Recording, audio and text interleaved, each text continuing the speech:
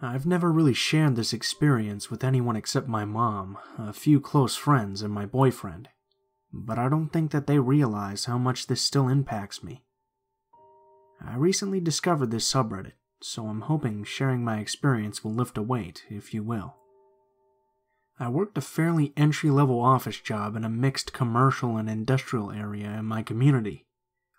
Because of the nature of most of the work in the area, mostly manufacturing and construction type jobs, it wasn't uncommon to see people walking around with canvas pants covered in oil and a little dingy looking. I carpooled with my mom since she worked nearby, and that particular day, my mom had called me to tell me she was going to be half an hour late picking me up. Instead of waiting at my work for her, I decided I would walk to the coffee shop nearby and wait there. It was late in the afternoon, 4 p.m., so very quiet. I was the only customer in the shop when I sat down at the table to read a newspaper. A few minutes after I sat down, a very handsome middle-aged guy walked in a few minutes behind me. He was very attractive and had a very comfortable charm to him, but it really struck me how clean he looked for the area, especially wearing coveralls and work boots. I didn't think too much of it at first, honestly, so when he asked me if he could sit with me and chat while he waited for his own drive, I said okay. We actually had a nice conversation for a little while, until he started asking personal questions about me. They weren't very specific questions, but in hindsight it seems really weird to me. I just kept talking, even though I started to get a really strange vibe. I started to get really uncomfortable when I asked him what he did for a living. He told me he worked at a nearby manufacturing place, and that he had been working there for about a year. He then told me it was the first job he ever had, so he was really excited about continuing his career there. Remember, this guy is middle-aged. Not only what he said, but how he said it struck me as strange. This became my first bold and waving real red flag to get the fuck out. I instantly had a moment where I was like, wait a sec. What middle-aged man is only 1 year into his first job? Especially in an area that can't really be shrugged off as prolonged education, rich parents, or anything of the like. To me, that screamed recent prison release. On top of that, for him to be so clean despite him saying where he worked, nothing was adding up. I immediately started texting my mom under the table, and said that I was really uncomfortable and she needed to come ASAP. I continued talking to him like nothing was weird, but deep down I was really regretting telling him anything about myself, in case he decided to follow me. When my mom pulled into the parking lot, I quickly thanks bye'd out of there, and hopped into the car. As she pulled out of the parking lot, I see him leave the copy shop and hop into his own car. Now, remember in our conversation he had told me he was waiting for a drive. If I had been paying attention to him as he came in, I would have realized that it was a lie, and he drove himself there. I could have avoided the whole situation. Obviously at this point I'm freaking out. I quickly explained to my mom what was going on, and she sped off down the street. I looked behind us, and who was there? The guy in his car. She purposely duck and dove down all sorts of bizarre streets and went in circle after circle. He followed us for close to 30 minutes before finally giving up. I don't know why I didn't report my experience to the police. I was just so shocked that something like that would happen. I went on with my life and shook it off as if nothing had happened. Fast forward about a week, and my mom picks up a newspaper, only to find that on the front page there's a picture of this one and same very handsome man. He had kidnapped a woman and shoved her into the trunk of her own car, drove her while she was in the trunk about 200 miles to another city, and forced her to take all of the money out of her bank account. He then abandoned her there with no wallet and no vehicle. If not for my mom, I could have been so screwed. Fortunately, the woman was not physically injured or sexually assaulted, but I can't imagine spending hours in the trunk of your own car, not knowing what someone was going to do to you. It's been about 7 years since this happened, and I still have some very serious trust issues with strangers. I didn't work in that area much longer, as it became too difficult for me. While I did work there, I had previously gone to that particular coffee shop daily during my lunch breaks, and still, to this day, I've never been back there.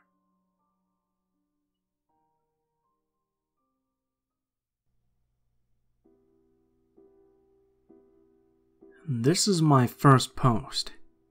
I've read a lot on Let's Not Meet, and it made me think of this situation I had in high school with somewhat of the creepy persuasion. I didn't really realize how messed up it was at the time because everyone was telling me to brush it off. Anyway, here we go. When I was 15, I got my first job in my tiny rural town at an artisanal tea shop. Once the summer months rolled around, my job became working in an iced tea stand outside. It wasn't a bad gig, but it did inspire a lot of irritating and slightly creepy individuals to talk to me for long periods of time. One day, this scruffy guy who seemed a bit off wanders over to my tea stand and starts chatting with me. I kept trying to steer the conversation towards him buying an iced tea, but he was only concerned with talking about me. We'll call him Tom. He starts asking me how old I am, where I go to school, my name, and that sort of thing. As I was still young and naive, I told him all about it, trying to be friendly. Tom then proceeds to tell me his entire life story. He told me how he was in his early 30s and his girlfriend died. He overdosed on heroin on a bathroom floor. No exaggeration. He stood there for hours going into detail, until my boss had to come out and tell my friend to leave. I was definitely put off, but thought it was more sad than anything else. The next day at work, Tom comes back to my job. The moment I saw him, my stomach started turning. Great. Another day of being annoyed? Tom immediately pulls out a 10-page handwritten love letter that he wrote for me. I began reading it, but it was mostly just literary porn. He then continues to tell me he's never met anyone like me, and how I wasn't tainted by the world yet. This guy flat out told me I was his angel sent from heaven. Great. The next few days, Tom comes back every day I work with a letter. Eventually, I just begin throwing them out or refusing to take them, and my boss had to tell him he wasn't welcome around there anymore. If this is where it had ended, I probably would have forgotten about it by now.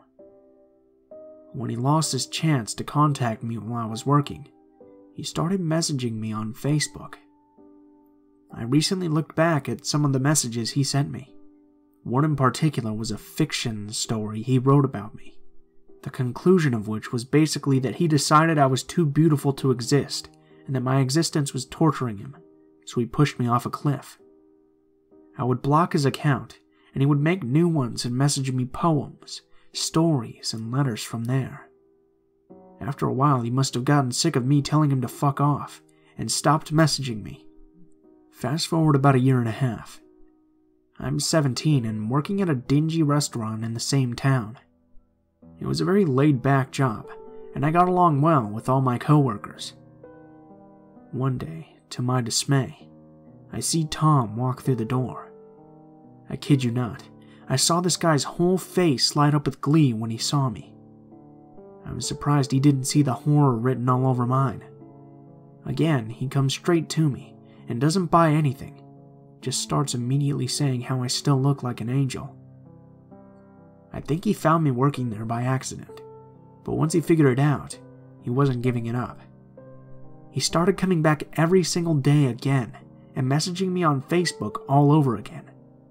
I couldn't believe he was still doing this. One coworker I was close with, we'll call him Max, started picking up my vibe when this guy came in. He ended up telling me that he went to high school with him and he got in trouble for stalking more than one girl. In addition, for having a lot of drug issues. Basically, he was bad news. The next time Tom came in, there happened to be nobody else in the restaurant, and Max told him not so subtly to walk out and not come back. He didn't. To this day, Tom will still occasionally message me on Facebook from a blank account to tell me how much I'm torturing him. I'm not sure if he ever had real malicious intentions for me, but for the sake of my sanity, let's not meet again.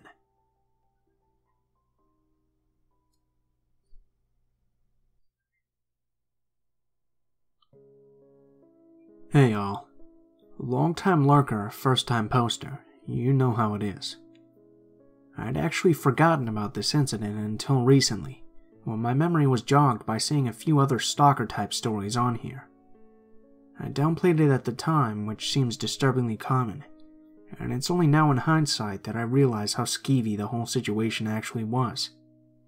This gets pretty wordy, but bear with me. So this was some years back, when I was only 16. For reference, I'm a girl. My family had recently moved cities, so it was a whole new neighborhood. New school, new friends, all that good stuff that comes with a more major move. I had to get used to not being able to walk to school, too. I had to take the bus downtown, and then walk from there to get to where my school was, which was a first for me. All of my previous schools had been within walking distance. Now, the bus system itself wasn't a problem at all. What became a problem was that apparently someone started watching me at the bus stop. About 3 months or something after the move, I created a Facebook profile for the sake of some competition or other. You know, like this Facebook page for a chance of winning this and that. I had nothing else on this profile at all beyond my name. This was before it was borderline mandatory to be active on Facebook. No picture. No information. Hadn't even added any friends. It was blank save for 1 or 2 liked pages. I had halfway forgot I even made the damn profile. But then after a few days I got an email alert for a message on Facebook, so I went to see what was up. It was from an account that was just as empty as mine, and simply said, "You're cute."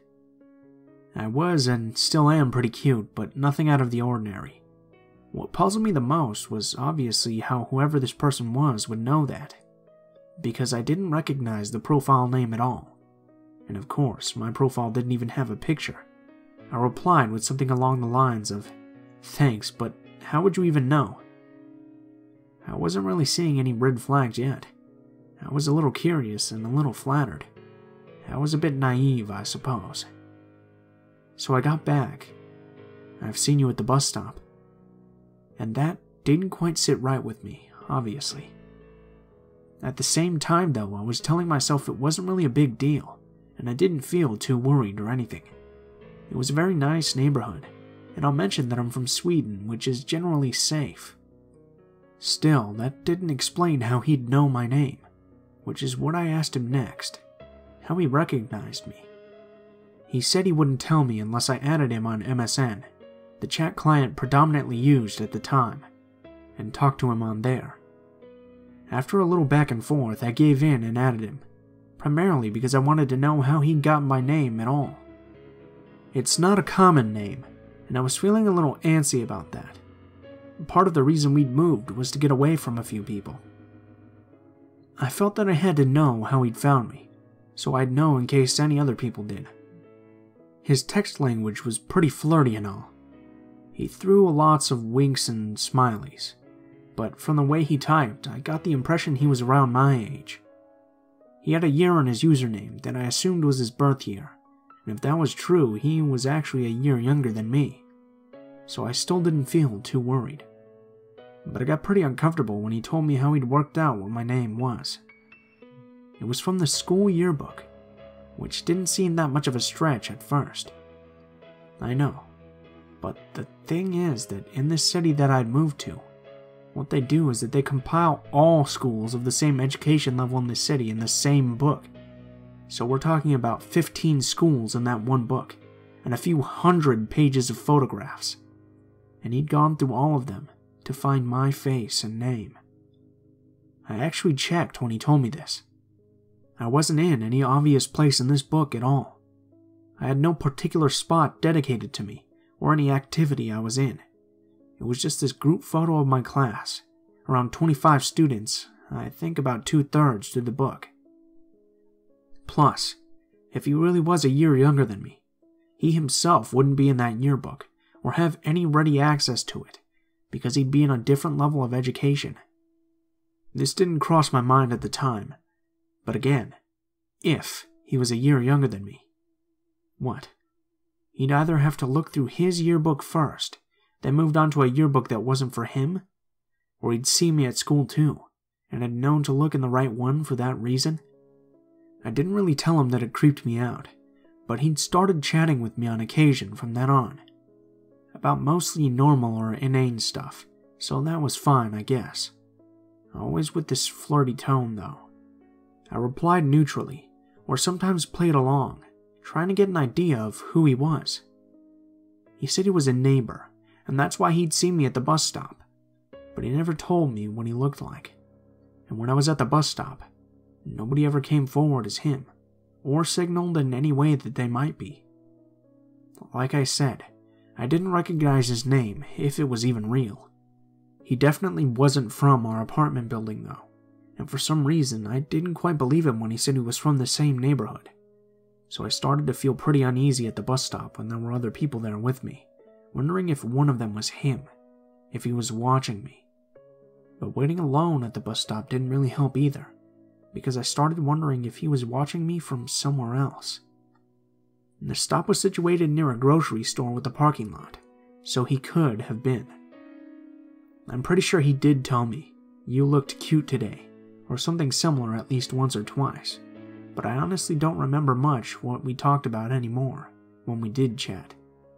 I did remember they were never long sessions though, only 10 minutes to a half hour or so, and I started not really liking seeing him sign on, but for some reason I didn't block him, probably because I still felt I had to work out who he was, and because, well, I didn't feel threatened by him, just uncomfortable, until at some point when he told me, "I figured out where you live," acting as if that wasn't creepy at all. That skeeved me the fuck out. I asked him where he thought I lived, which was maybe a stupid move, but yeah, he gave me the right number, and the right floor, the right apartment too, and at that point I was definitely feeling less uncomfortable and more scared. He went on to say that he worked this out because a friend of his had lived in our apartment prior to us, and that the timeline for me appearing and his friend moving out made sense. I didn't believe this at all. In that case, he'd have worked out where I lived a lot sooner. And if he had, why was he only telling me this now? To fuck with me? But if he hadn't found out that way, then what? Had he followed me from the bus stop? I don't remember what I told him, but that scared me big time. A day or so after that, he sent me a message that was something along the lines of, "Maybe I'll come over and say hi." I don't remember the exact wording, but it actually read very threatening to me. It read differently than the other fairly normal stuff we'd talked about before, and I had such a spike of fear when I got that message. It didn't matter finding out who he was. I didn't want him to come over at all. I remember looking out my bedroom window and being relieved there was nobody outside. I sent him a message back that I didn't want him to come over, ever. He sort of threatened that he would, and then he signed off. I blocked his email and his goddamn empty Facebook profile, and then after I'd done that I was left feeling really anxious and frightened, thinking that maybe now he'd come over anyway once he realized I'd cut off all his other options, that maybe he was on his way right now. And then what would he do? I didn't really fear rape or murder. It was a little too abstract to me at the time, but I was still really scared. And for a while after that, I was scared at the bus stop too. I was scared walking home from it, in particular after school. But nothing happened after I blocked him. It all just kind of ended there, which in hindsight I consider myself extremely lucky. I was definitely dumb and naive at the time, because I didn't mention any of this to my mom or stepdad, and if whoever this guy was hadn't been willing to give up on me, or lost interest, or whatever happened with him, things could have gotten really, really ugly. I was always waiting at the bus stop myself, and I was often home alone if I'd had a shorter school day, and he knew my name, where I lived, and I'll say it again, I was only 16. It's possible it was just some socially awkward kid with a distant crush and not knowing how to handle it. But thinking back on it, it just seems like it had to be more than that.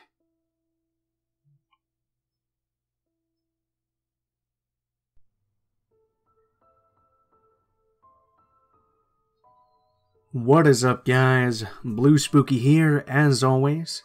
I just wanted to thank you guys so much for watching, especially if you made it this far to the end of the video. If you enjoyed the video, please feel free to leave feedback in the comments below, or perhaps like, share, or subscribe if you feel so inclined. If you have a personal story that you'd like to send in, or if you'd just like to message me sometime, go ahead and take a look in the description below. There will be links to all of my social media accounts, including my Facebook, Gmail, and Twitter account. Go ahead and check any of those out and send me a message, and I'll try to include your story in a video or get back to you as soon as possible. If you do decide to send in a story, please be sure to include in the tagline the name of the story and any possible themes it might have, as well as how you'd like to be credited in the description of the video the story appears in. If you're curious at all about the music used in today's video, you can go ahead and check down there in the description. The music is always listed in the description below, in the order which it appears. I also name the tracks and provide links to the artists if you feel like checking out more of their work. Last but not least, if you guys have any constructive criticism, please feel free to leave it in the comments below, as I'm always looking for new ways to improve the channel. Thank you guys so much for watching, and I hope you guys have a great day.